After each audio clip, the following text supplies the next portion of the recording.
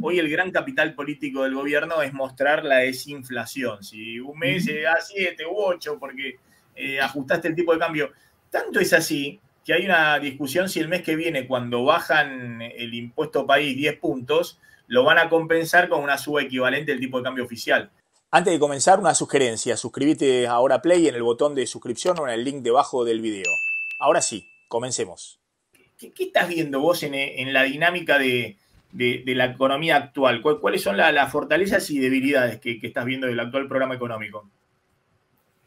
Bueno, creo que lo planteabas vos recién. Me parece que acá tenemos, o sea, la etapa fiscal o la etapa de superávit fiscal está por ahora cumplida y además da la impresión de que va a seguir cumpliéndose. Ahora se va a presentar, supongo, el presupuesto 2025 y ahí se va a intentar ratificar. Tenés el problema del rollover de la deuda, que tanto en pesos como en dólares, porque la de pesos ahora empieza a competir con el crecimiento del crédito al sector privado, digamos. Ahora es el sistema financiero el que elige si le sigue prestando al gobierno o le presta al sector privado, y ahí entra de costado el cepo, porque obviamente el cepo le facilita esta competencia interna al gobierno, porque no tiene que competir además con inversiones hacia afuera. Tenés el rollover de la deuda externa, que obviamente está siendo sometido a la idea de si hay repo, si hay acuerdo con el fondo, si hay plata de los árabes, si hay plata de alguien. Y por último, que no es un tema menor, y creo que es el que ha generado más estrés en el escenario, es que Argentina sufrió o está sufriendo todavía un shock externo negativo importante, ¿no? Porque han caído fuerte los precios de los commodities. Uno puede decir, bueno, es transitorio porque la tasa de interés internacional puede bajar por Estados Unidos. Bueno, pero es transitorio, pero si no tenés financiamiento, todo shock externo es permanente lo transitorio, digamos, ¿no?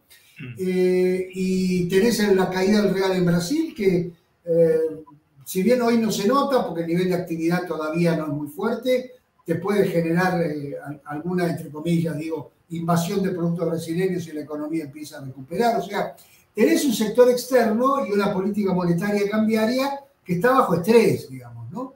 Y que va a obligar a tomar definiciones. Y yendo a lo que vos planteabas en la introducción, si esto puede llegar a después de las elecciones o no, va a depender de la realidad, digamos. Es decir, así como Milei salió de la dolarización y pasó a este esquema más confuso, pero más ortodoxo de la política monetaria por la realidad, porque bueno, si no tenés los dólares y la economía es distinta, o no tenés el fideo con tuco, diría Carlos, y la economía es distinta, es así, me parece que de esa misma manera vas a tener que ver si podés aguantar con este esquema cambiario en un contexto de, otra vez, de precios internacionales, precios de exportaciones débiles y de dificultades de financiamiento, sin ir a un esquema cambiario diferente, ¿no?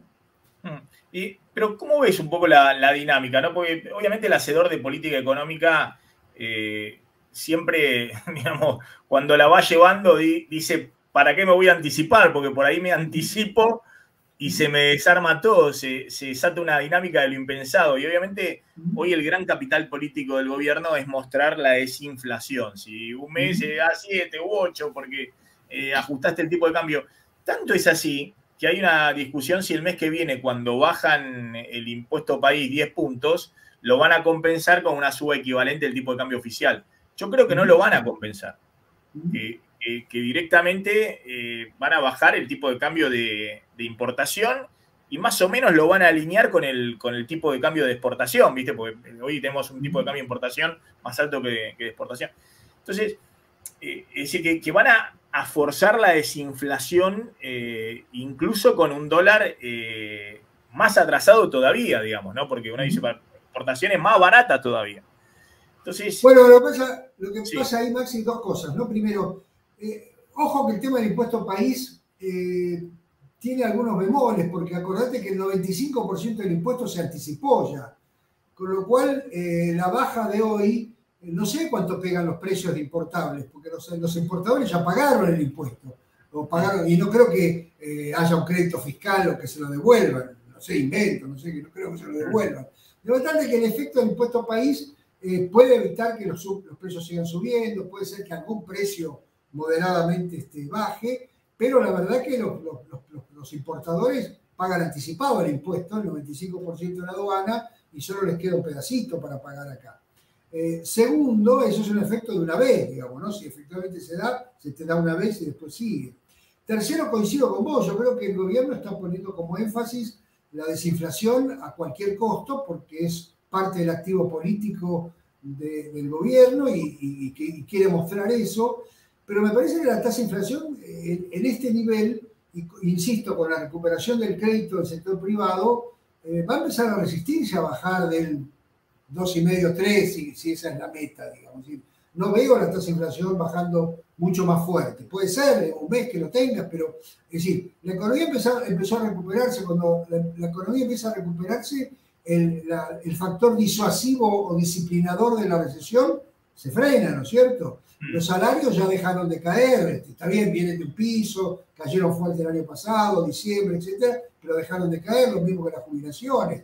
En fin, tenés elementos como que empieza a haber un dilema entre desinflar más fuerte o permitir que el nivel de actividad empiece a funcionar mejor, porque si no, ya tienes que empezar a trabajar muy fuerte con la tasa de interés, que es la alternativa, digamos, en este contexto, y por ahora en ese dilema me parece que no están. Ahora, hay un elemento que no hemos tomado en cuenta o no lo pusimos sobre la mesa, que es el blanqueo, digamos. No sabemos si el blanqueo puede dar los dólares necesarios para que puedas prolongar el régimen cambiario, porque tenés los dólares del blanqueo y eso te permite un financiamiento gratuito, entre comillas, por un periodo, ¿no?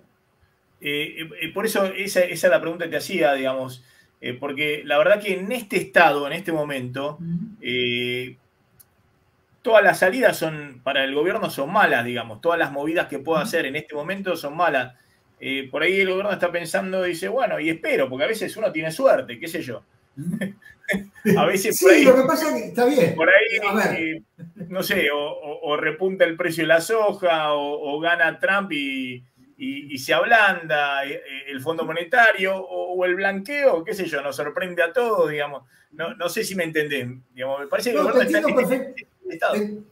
Te entiendo perfectamente y es la tentación que uno tiene cuando le está yendo bien, ¿no es cierto? Es decir, esta idea de, che, nos está yendo más o menos bien, no toquemos nada y apostemos al blanqueo. Ahora, es una apuesta riesgosa porque, digamos, hoy el tipo de cambio real no está brutalmente atrasado, digamos. Es decir, que vos podrías aprovechar para, como sugerimos nosotros en el artículo que vos mencionabas, primero tenés que sacar el blend porque ya si no, ya no comprás más reservas en el Banco Central. Y entonces podés aprovechar toda esta movida del impuesto país, del blend, y decir, bueno, unifico con inventos, 10% ahí arriba, junto. Y la verdad que el traslado a precios debería ser muy bajo en este contexto, porque en exportaciones no debería cambiar, porque el blend se transforma en tipo de cambio oficial, y como decíamos recién, en importaciones tampoco, porque bajás un poquito o lo mantenés igual. Con lo cual, me da la impresión de que no sería una jugada demasiado arriesgada unificar con un tipo de cambio un poquito más alto, que te dé un poquito más de aire, y ahí sí, mezclado con el blanqueo y con una política cambiaria que se parece más a la que querría el fondo, encarás las negociaciones de otra manera. Pero otra vez, estamos pensando en el aire, porque obviamente a lo mejor en la cabeza del ministro o del presidente, mira, no toquemos nada, tienen mejor información que nosotros respecto de si están consiguiendo financiamiento externo que nosotros hoy desconocemos, o tienen una apuesta al blanqueo mucho más fuerte de la que a lo mejor nosotros tenemos. Pero a mí me parece que no sería muy arriesgado hacer un retoque en el régimen cambiario, porque además el otro problema que tenés, y lo ves en las expectativas, o sea, o en el REM, o en el Latin American Focus Consensus, o donde vos quieras, es que la política cambiaria está siendo cada vez menos creíble. Y si se te vuelve menos creíble, cada vez es menos ancla, ¿no? Porque las cosas son anclas cuando vos decís, che, la verdad que se justifica, existe una flor de devaluación en diciembre, seguir al dólar no es un problema.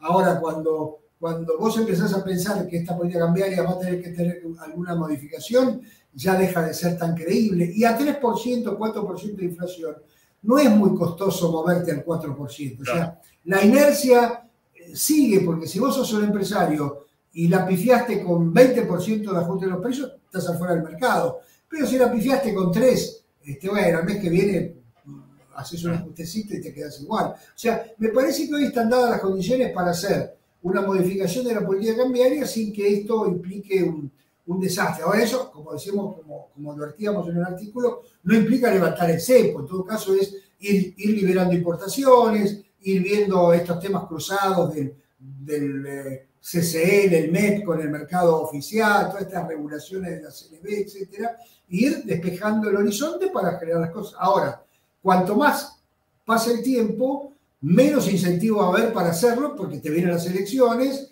y no querés ruido antes de las elecciones, con lo cual me parece que claramente tenía que ser algo que pase en los próximos meses.